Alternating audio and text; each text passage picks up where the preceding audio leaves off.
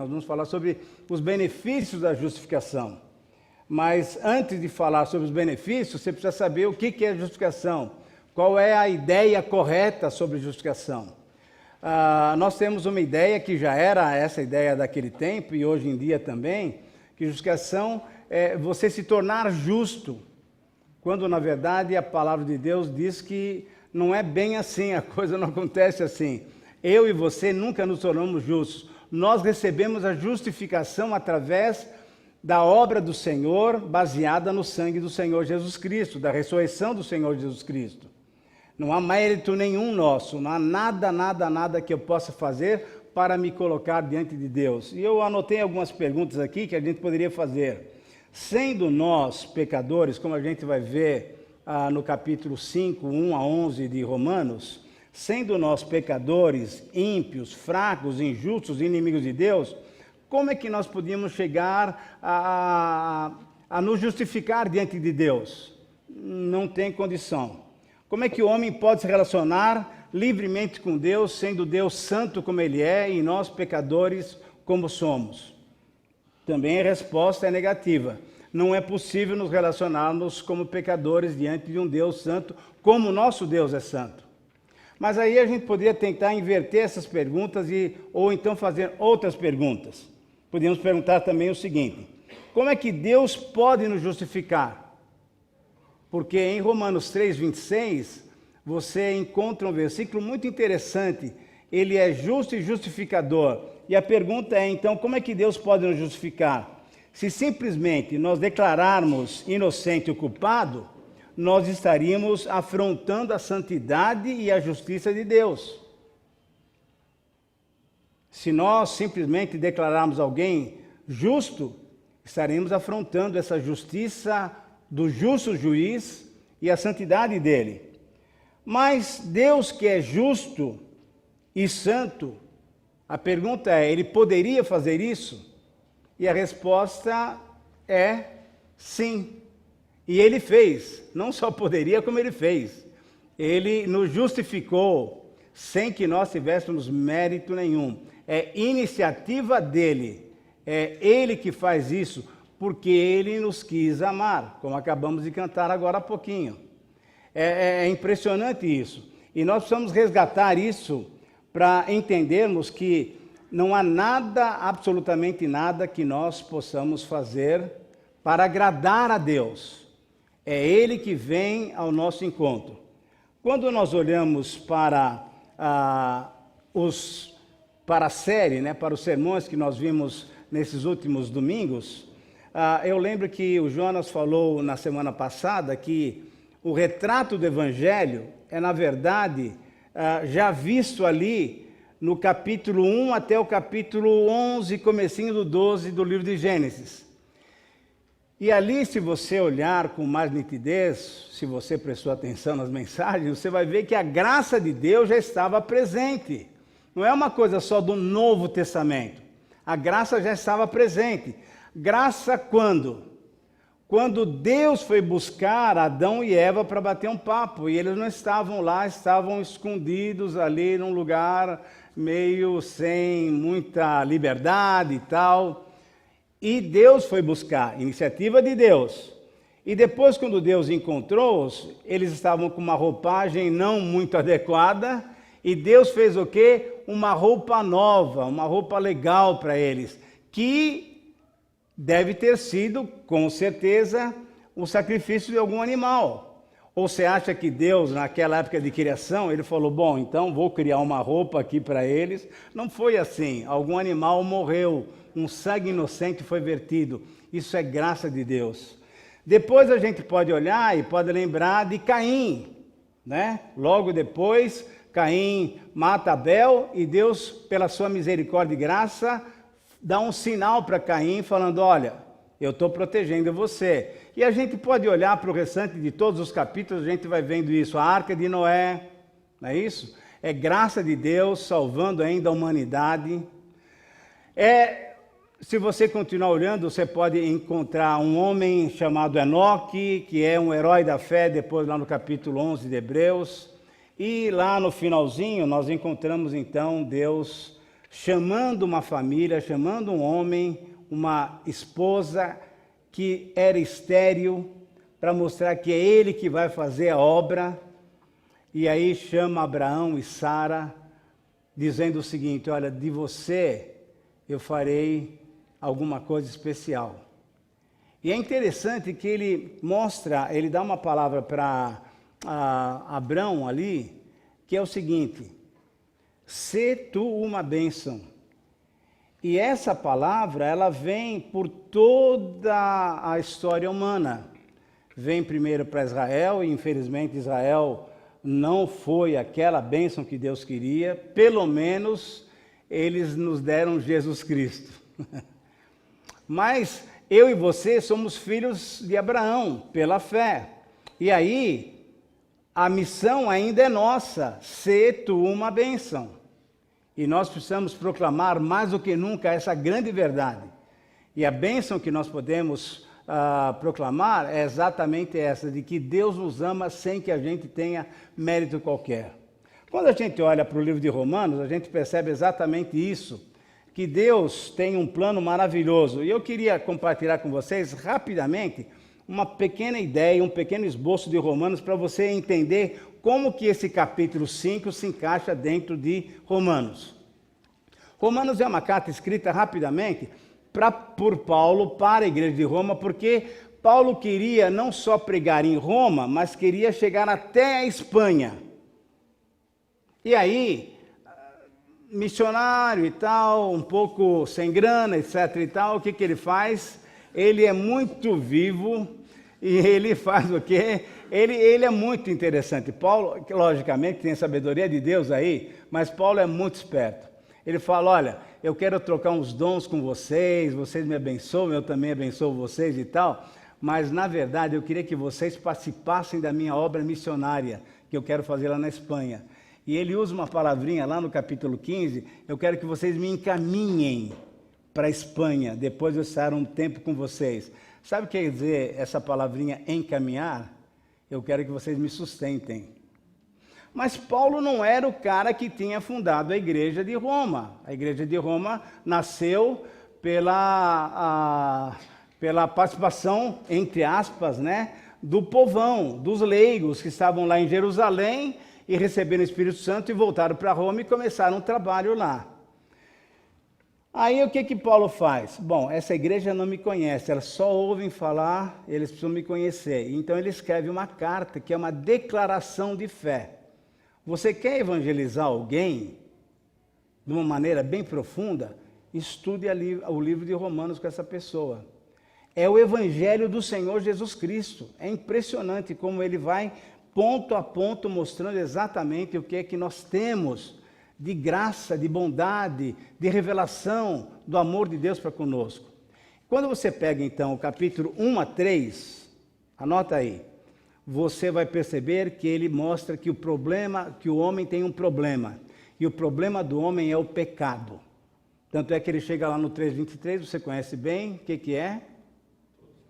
Todos pecaram e carecem da glória, porque perderam a glória de Deus. Perderam quando? Quando foram expulsos do paraíso, lá do Éden. E o que é glória de Deus? É a presença de Deus na nossa vida. Lembra do tabernáculo, quando ele se encheu da glória de Deus? Era tão nítida a presença de Deus, que nem Moisés, nem Josué, nem ninguém pôde entrar no tabernáculo, porque era tão densa essa presença, que ninguém, ser humano, não podia entrar ali. O homem perdeu essa presença de Deus ao ser expulso do paraíso por causa do pecado. E Paulo mostra exatamente isso. Capítulo 1 a 3, não tem a mínima possibilidade do homem chegar a Deus. Mas graças a Deus, tem uma providência divina no capítulo 4, 3:21 até 4:25, tem exatamente isso daqui. Deus nos deu a fé. Eu gostei muito dessa última frase da nossa leitura hoje, porque a fé não é nem obra nossa, não é nenhuma obra evangélica, a fé é dom de Deus. A fé é dom de Deus, não é a sua fé, não. É a fé que Deus te deu, para que você possa crer no Senhor Jesus Cristo. É tão especial isso. Então a gente é merecedor do quê? De nada, de nada. Até a fé para a gente crer, Ele que nos deu. Então toda a honra, toda a glória, todo o louvor somente a Deus. No capítulo 4, então, ele mostra que Deus providenciou o quê? A fé para que a gente pudesse crer, para a gente poder eliminar essa situação que a gente se encontrava, que era pecado. Por que que ele faz isso? Porque no capítulo 5, 6, 7 e 8, ele tem um propósito para nós. Ele quer que a gente tenha nova vida, uma nova vida. E essa nova vida começa exatamente com a justificação pela fé. Capítulo 9, 10 e 11, alguns têm umas polêmicas interessantes nesses textos aqui, porque fala sobre eleição, sobre predestinação, etc. e tal. Não é o tema do nosso sermão de hoje, então depois um dia o Jonas vai explicar isso direitinho para vocês. Muito bem, mas o que Paulo faz ali é muito legal. Ele fala o seguinte: sabe como que Deus trabalha com a gente? Sabe como que Ele quer essa nova vida? Ele quer da mesma maneira como Ele trabalhou com Israel. Eu entendo que Ele está mostrando no 9, 10 e 11 para aquela igreja de Roma, que é uma igreja mista. Ele está mostrando o que Deus fez com Israel. E Deus trabalhou com Israel mostrando uma coisa incrível. Na verdade, duas coisas. Que aí depois então nós vamos estudar uma outra vez. Ele mostrou graça e Ele mostrou a sua soberana vontade. E teve um rapazinho que nasceu depois, que era um malandrão, que Deus falou: é esse que eu vou usar. Ele escolheu Jacó antes dele nascer.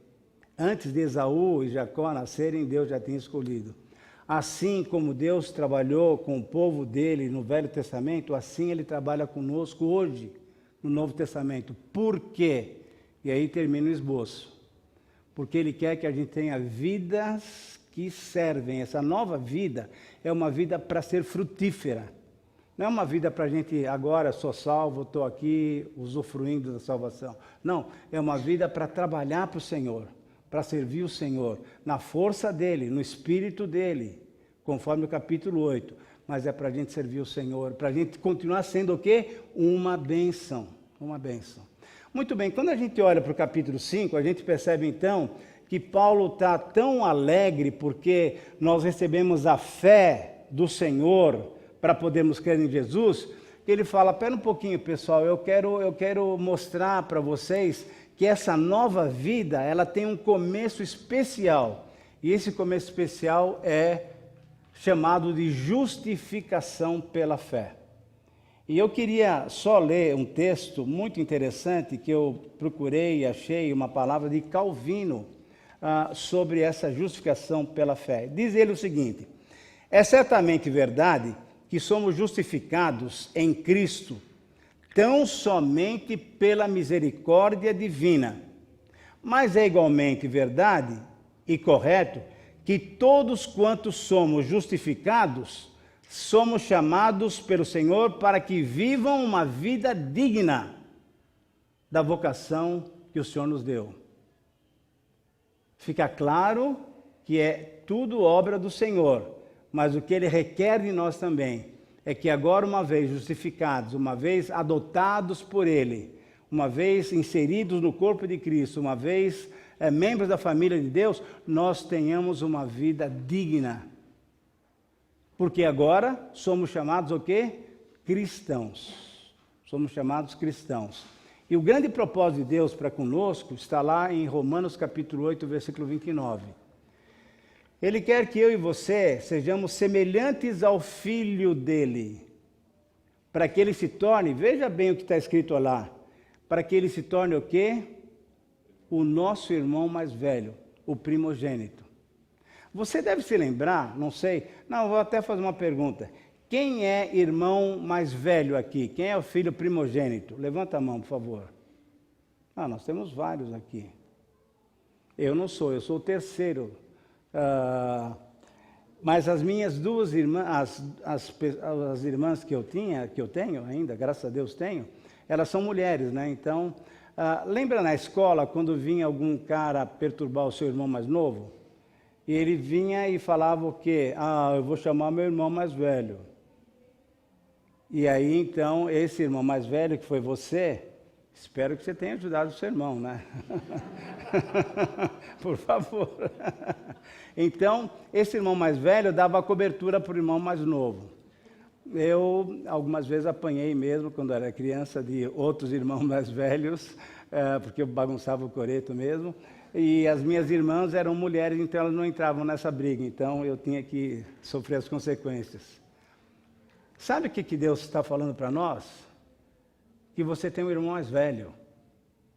E que você pode recorrer a ele na hora das dificuldades. Essa é a grande bênção. E esse é o propósito de Deus para as nossas vidas. Mas tudo isso começa lá na eternidade, quando então formos justificados pela graça do Senhor Jesus Cristo. Pela graça de Deus, através do sangue do Senhor Jesus Cristo. Eu queria ler com você os 11 primeiros versículos do capítulo 5 de Romanos. E depois a gente vai olhar para cada um dos versículos para a gente perceber exatamente o que é que Deus tem para nós nessa noite, uma bênção especial. Portanto, justificados pela fé, temos paz com Deus por meio do nosso Senhor Jesus Cristo, por intermédio de quem obtivemos também acesso pela fé a essa graça, na qual estamos firmes e nos gloriamos na esperança da glória de Deus. Mas não somente isso, mas também nos gloriamos nas tribulações, sabendo que a tribulação produz o quê? Perseverança, perseverança, aprovação, e a aprovação, esperança. E essa esperança não causa decepção, não confunde, visto que o amor de Deus foi derramado em nosso coração pelo Espírito Santo que nos foi dado.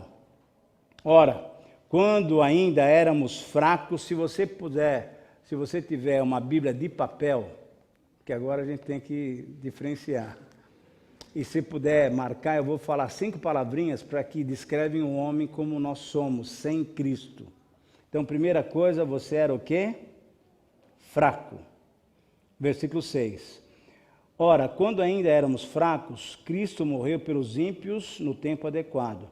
Porque dificilmente haverá alguém que morra por um justo. Então, nós éramos o quê? Injustos. Sublinha aí do lado para você entender. Agora, veja só, nós éramos fracos e Cristo morreu pelos ímpios. Pode sublinhar também. Então você era fraco, ímpio e injusto. Versículo 8. Mas Deus prova o seu amor para conosco pelo fato de ter Cristo morrido por nós quando nós ainda éramos o quê? Pecadores. Sublinha aí. Assim, agora justificados pelo seu sangue, muito mais seremos por ele salvos da ira. Porque se nós, quando éramos o quê? Inimigos, sublinhem, fomos reconciliados com Deus pela morte do seu Filho, muito mais, estando já reconciliados, seremos salvos pela sua vida. E não somente isso, mas também nos gloriamos em Deus por meio do nosso Senhor Jesus Cristo, pelo qual recebemos agora a reconciliação. Quando nós estamos ainda sem Cristo em nossas vidas, o que nós somos? Fracos, ímpios, injustos, pecadores e inimigos de Deus. O que Deus podia ver em nós? Absolutamente nada, nada, nada. Mas a questão é que a justificação, ela começou lá na eternidade. Eu sempre conto uma história que eu acho que pode ter ocorrido. Você pode até discordar, mas eu fico imaginando o seguinte. Imagina lá na eternidade, o nosso Deus, que é trino, batendo papo lá entre eles, o Pai, o Filho e o Espírito Santo. Aí o Pai fala, e aí pessoal, está todo mundo presente? Sim, está todo mundo, porque só tem eles, né? Está todo mundo. Mas está tudo em ordem, tranquilo. Pai, está tudo bem, nós amamos bem. Espírito, Tem alguma queixa, alguma coisa? Não, não, pai, está tudo em ordem, legal. O senhor tem algum problema com a gente? Não, estou muito bem. Afinal de contas, nós somos Deus, é verdade. E lá, há muito tempo depois disso, lá na década de 90, por aí, depois que aconteceu alguma coisa bem legal, tem um homem que vai falar que essa palavrinha vai descrever a gente. Quem é esse homem? Não, fica frio, filho, calma que a gente vai acertar isso daí. Vai ter um homem chamado João que vai falar o seguinte, que Deus é amor. É verdade, nós somos amor, nós somos um relacionamento maravilhoso.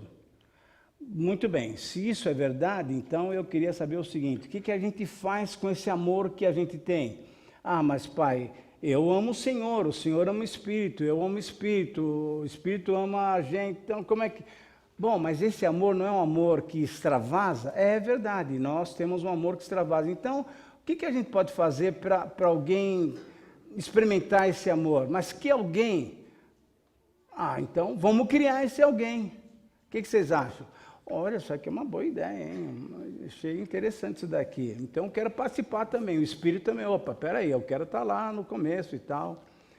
Tanto é que lá no livro de Gênesis, façamos, é os três envolvidos ali na criação. Sem ele, nada do que foi feito se fez.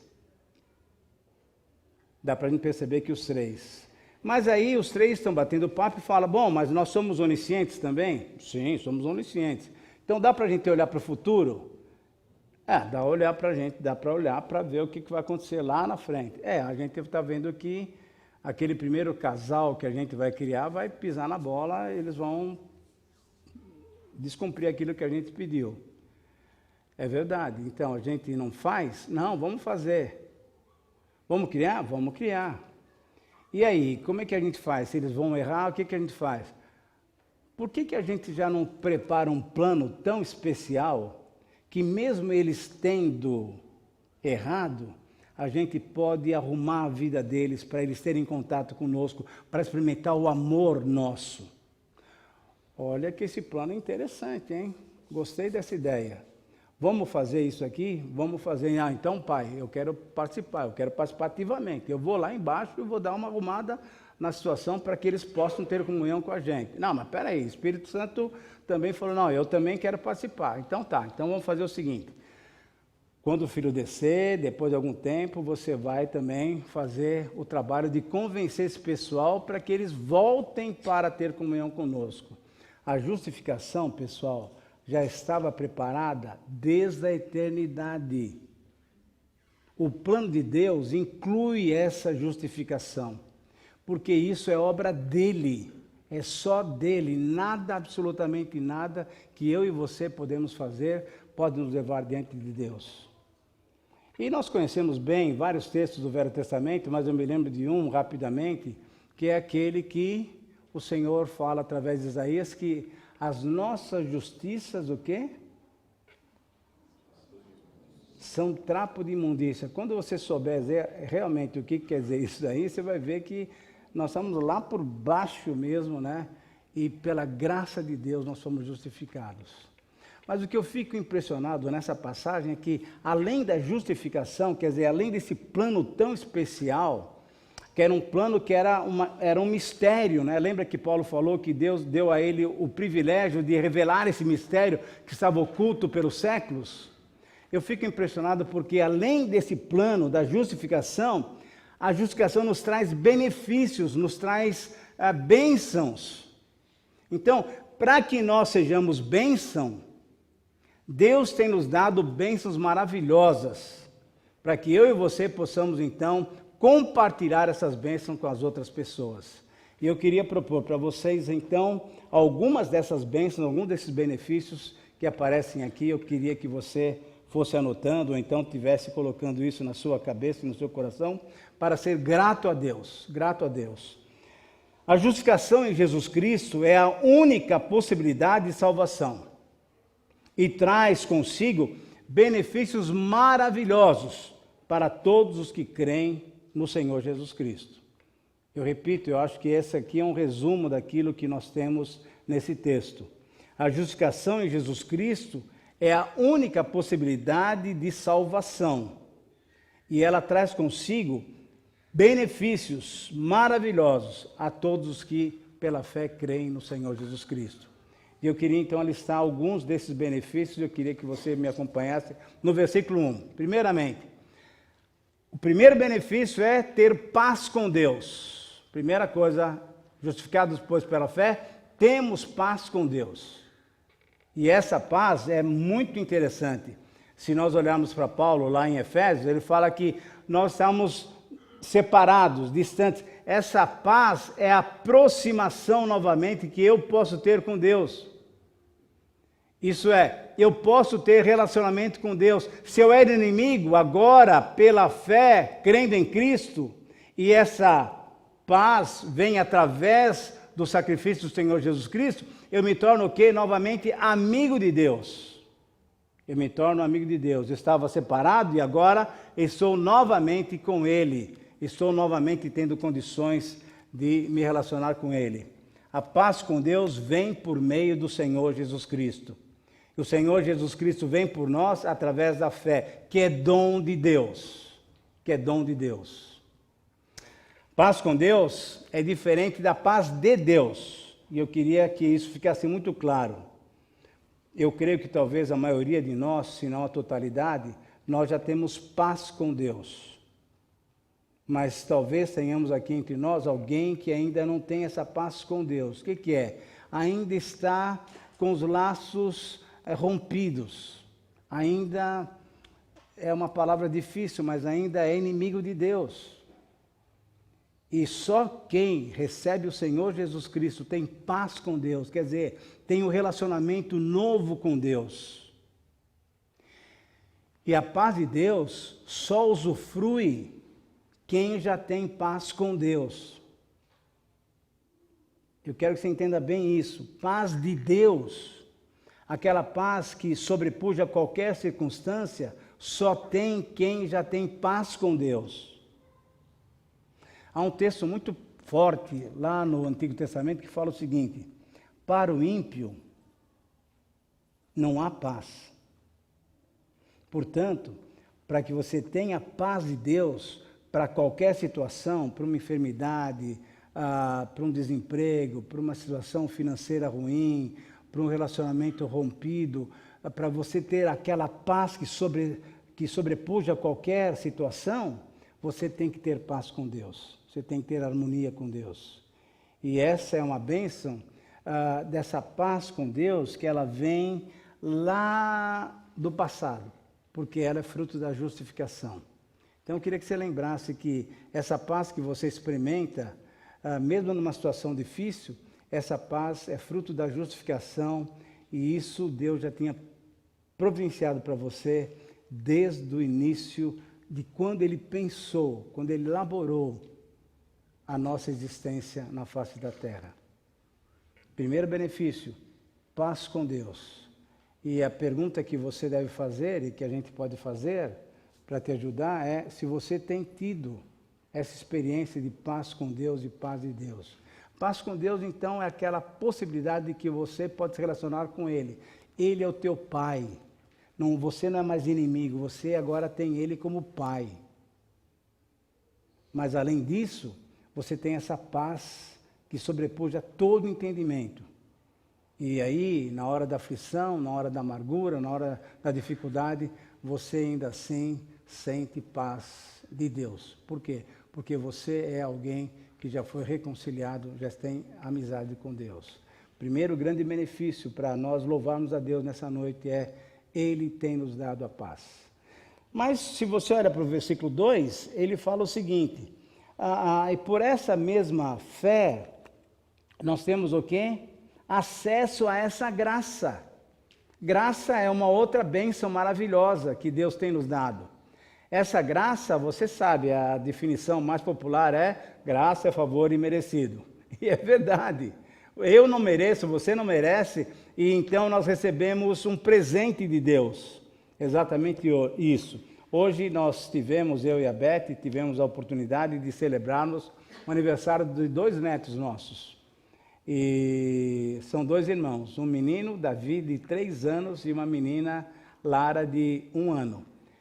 Era aniversário deles, então eles ganharam presente, porque era o aniversário deles. Mas muitas vezes você, sem que você faça aniversário, sem que você faça alguma atitude qualquer, alguém vem e te dá um presente. O que é isso?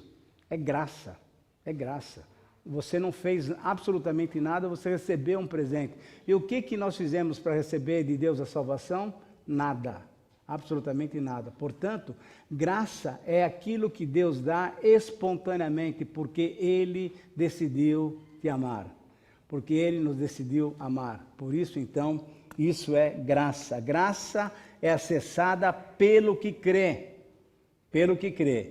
E a graça de Deus, e isso que é muito legal, versículo 2 mostra isso. E nos gloriamos na esperança da glória, essa graça na qual estamos firmes. A gente pensa muitas vezes que graça é aquele passo inicial para a nossa salvação, e é verdade. E a gente fala, bom, agora depois... E esse é o problema da carta aos Gálatas que Paulo aponta, né? Eles começaram bem, começaram crendo na graça, começaram crendo no Espírito, começaram crendo na justificação pela fé, mas depois vieram alguns elementos assim meio não muito legais, chamados judaizantes, e falam, não, espera aí, Jesus é legal, mas vocês precisam cumprir também a lei de Moisés, para que vocês possam ser salvos. E o pior é que o pessoal, que a maioria da igreja de Gálatas, dos Gálatas era gentio, embarcou nessa daí. Falsa doutrina, não tem uma base sólida, o que acontece? Entra de gaiato. E aí Paulo fala, olha, eu estou impressionado com vocês começaram bem, agora vocês estão querendo se aprimorar, fazendo as coisas na vossa força mesmo, cumprindo lei, de jeito nenhum, não tem condições. Então, a graça de Deus, queridos irmãos, ela começa a atuar quando nós recebemos essa bênção de Deus, mas ela nos sustenta na vida cristã. Você está hoje à noite aqui, cultuando ao Senhor, porque é a graça de Deus que te sustenta e que trouxe você para cá. Nada do que nós fazemos, se fizermos conforme Deus quer, fazemos isso na força do Senhor.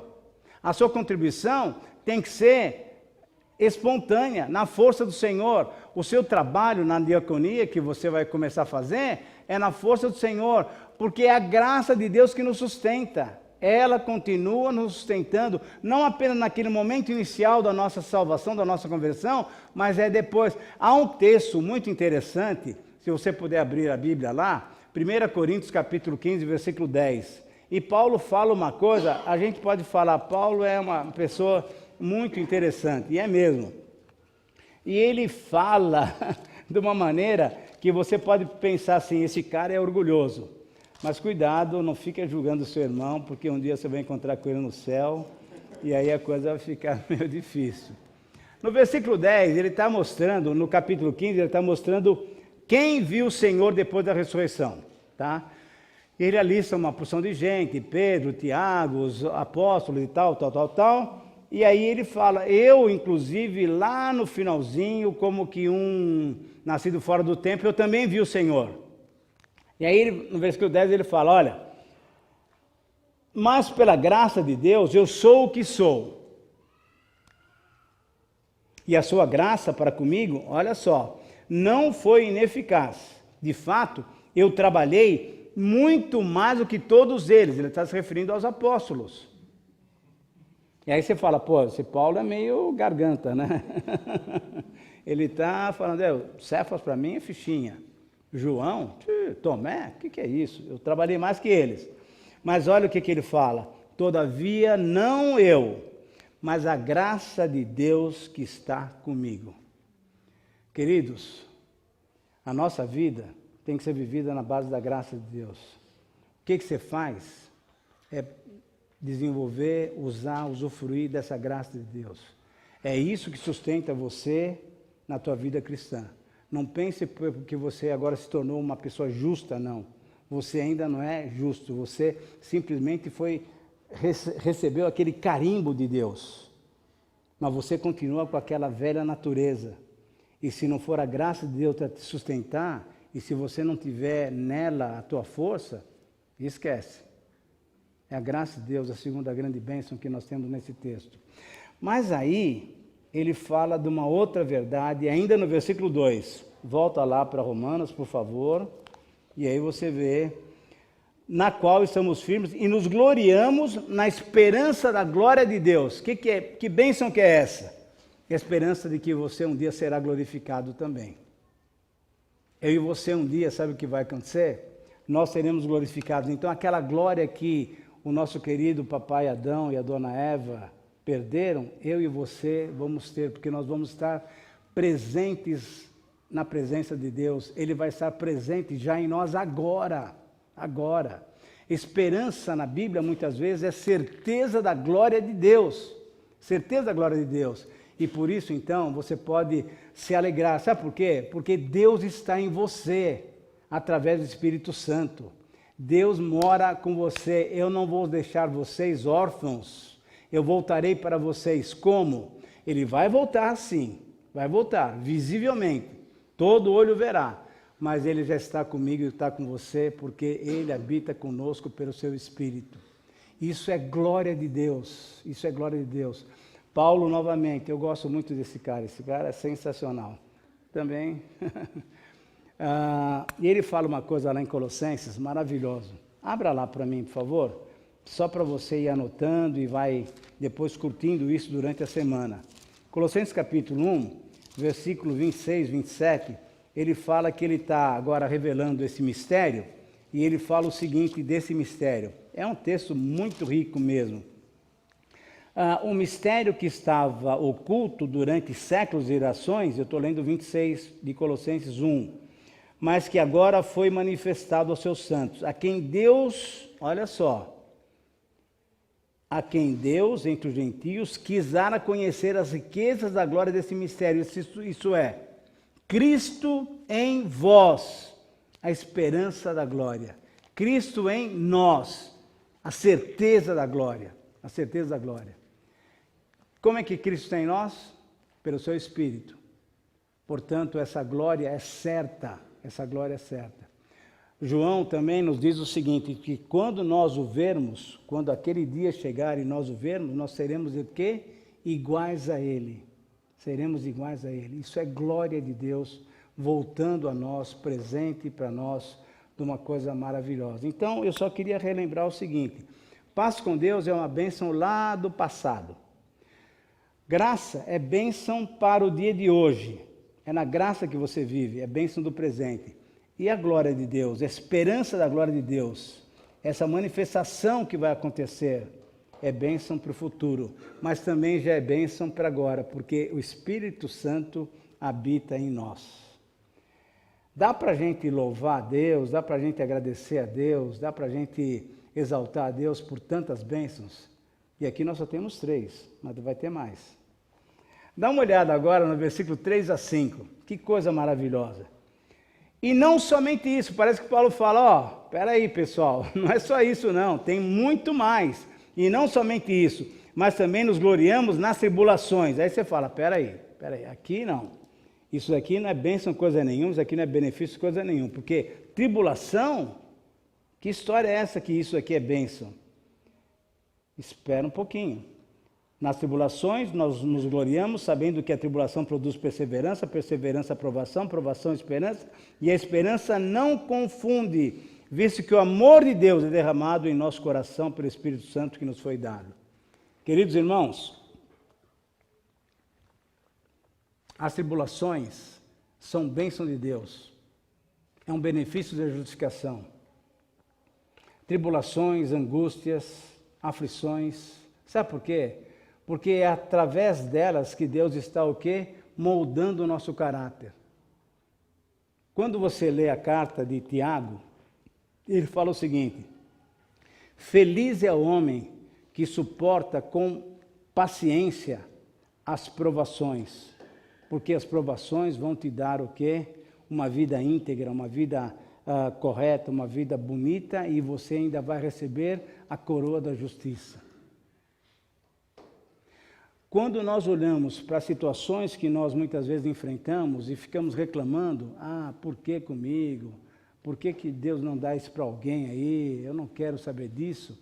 Você não conseguiu entender ainda o trabalho de Deus na minha e na sua vida. Hebreus fala uma coisa muito interessante, que é a seguinte: vocês, muitas vezes, diante das situações, vocês ficam batendo o joelho, né? Fica tremendo. Ele fala, para um pouquinho com isso daí, parem de bater os joelhos, porque, na verdade, Deus tem permitido vocês passarem por certas situações. Sabe por quê? Porque Ele quer desenvolver em você um filho maduro. Um filho maduro. E graças a Deus, quando Ele nos coloca contra a parede. Sabe por quê? Porque isso demonstra que Ele é pai e que nós somos filhos. Porque o pai que não disciplina o seu filho, ele trata esse menino, essa menina, como o quê? Como um bastardo, como um filho ilegítimo. Portanto, pode se alegrar sim, sabendo que as tribulações, as aflições são o quê? Uma bênção para as nossas vidas. Por quê? E o próprio texto diz, porque elas vão nos dar o quê? Veja só lá, ela vai te dar perseverança, você não é um cara que desiste facilmente, você vai ficar firme, e o crente é a pessoa que fica firme, não desiste.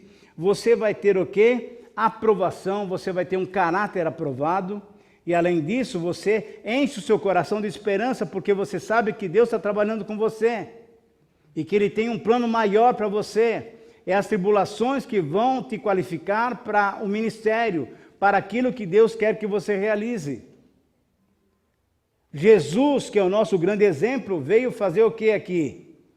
Viver uma vida tranquila? Não, Ele veio para servir e dar a sua vida. Ninguém tem maior amor do que esse, dar a alguém a sua vida pelos seus amigos. O que você tem feito por aquelas pessoas que estão do seu lado? É difícil?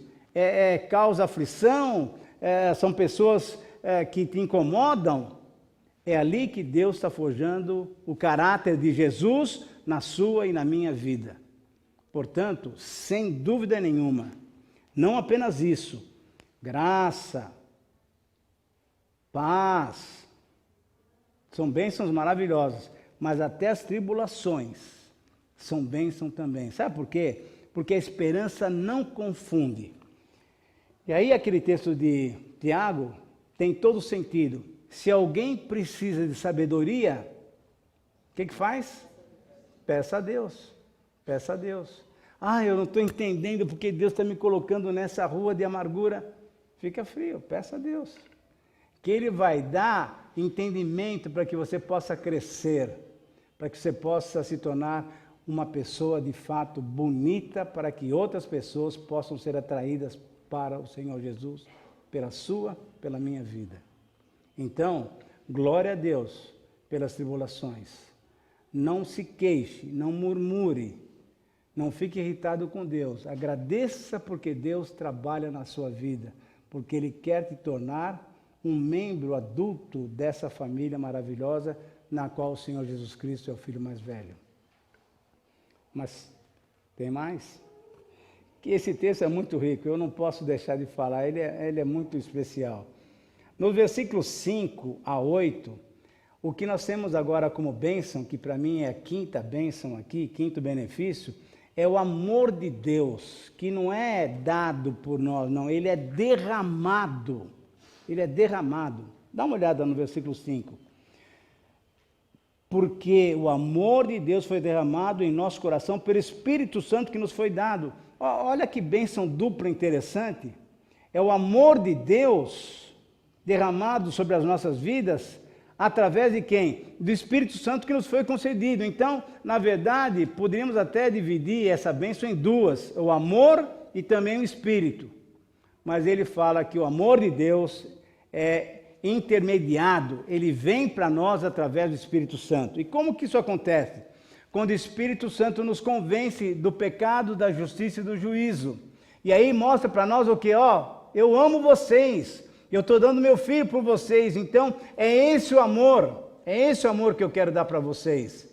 E sem dúvida, o amor de Deus é uma grande bênção para nós, é um grande benefício da justificação. O amor é derramado, copiosamente derramado em nossos corações pelo Espírito Santo que nos é dado.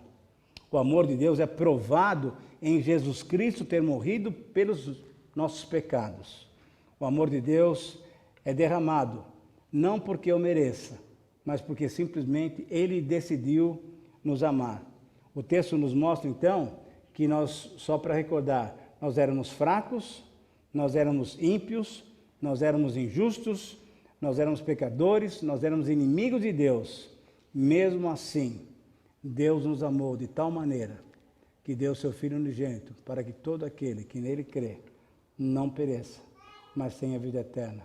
Celebre e viva e usufrua desse maravilhoso amor de Deus. Estamos chegando lá no final, a sexta bênção para mim, o sexto benefício, aparece no versículo 9. Se você quiser anotar aí, anote, é o benefício da salvação. Benefício da salvação. Salvação por meio de Jesus Cristo. Eu e você não podemos fazer nada. A salvação é do Senhor, já disse Jonas lá atrás, lembra? Quando ele estava lá no ventre do peixe e tal, ele começa a pensar um pouquinho e ele fala isso daqui.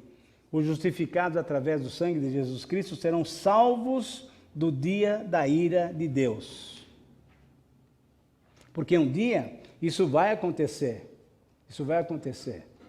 Eu queria chamar a sua atenção para um texto lá do Velho Testamento. É Malaquias.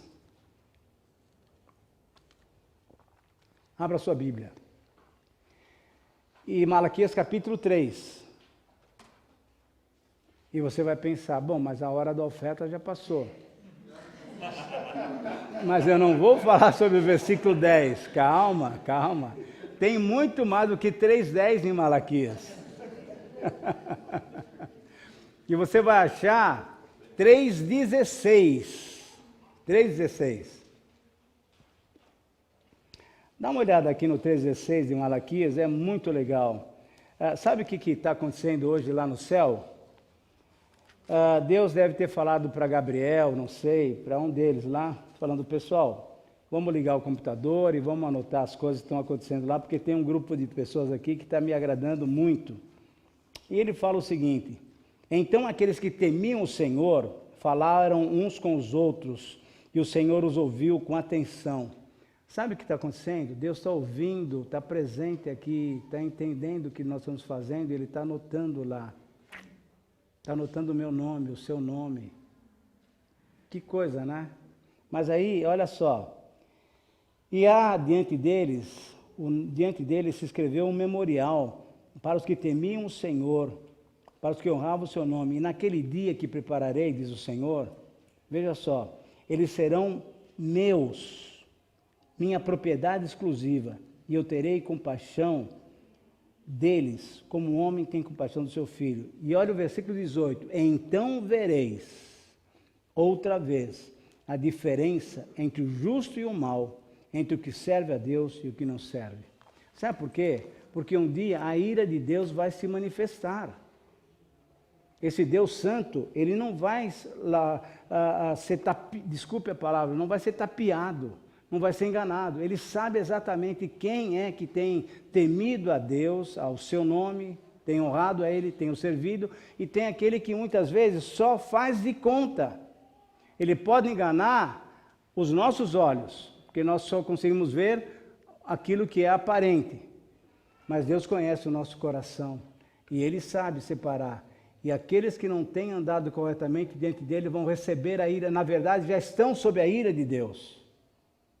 Então, um dia eu e você, sabe o que vai acontecer? Nós somos declarados salvos desse momento delicado de julgamento. Eu não sou mais colocado naquele grande tribunal. Você é bode, você é ovelha. Não, nós já somos ovelhas. Nós já somos ovelhas.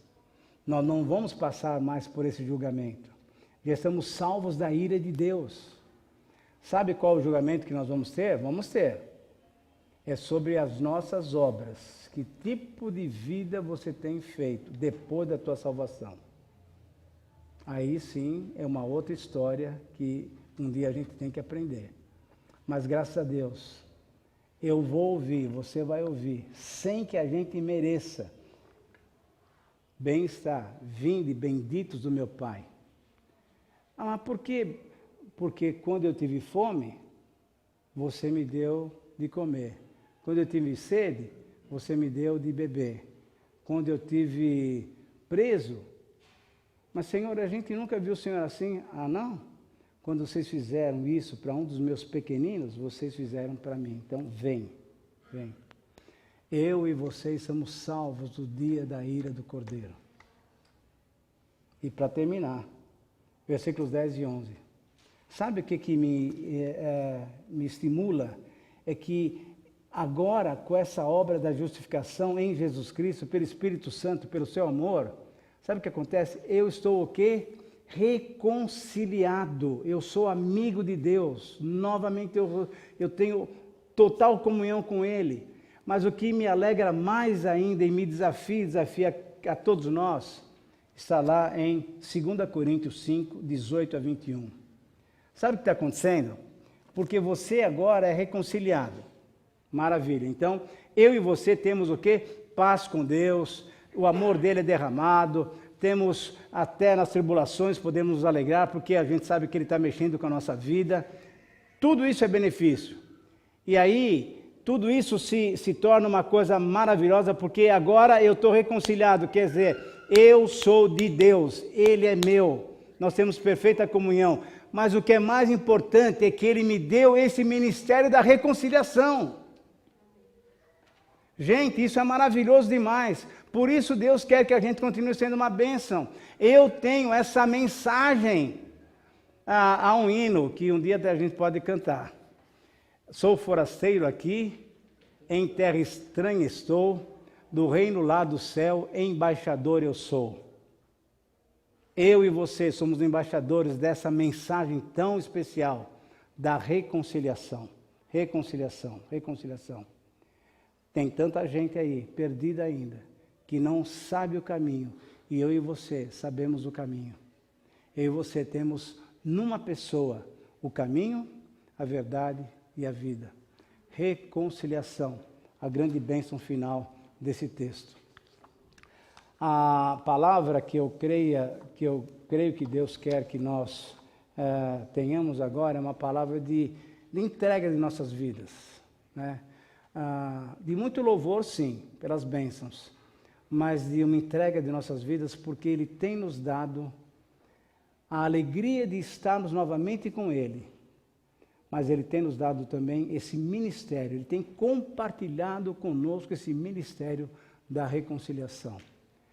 A pergunta que eu acho que eu e você devemos fazer e devemos responder é: temos sido instrumentos de Deus para a reconciliação de muitas pessoas? Pela graça de Deus, o que nós temos aprendido nessa igreja é a pura palavra de Deus. E se você tem recebido esses presentes tão especiais, por favor, não fique com isso só para você. Compartilhe. Mostre o amor de Deus. Mostre o que Deus pode fazer diferente na vida das pessoas. Esse é o ministério da reconciliação. Que Deus possa nos abençoar e possa fazer de nós realmente canais da sua graça e da sua misericórdia para com todos.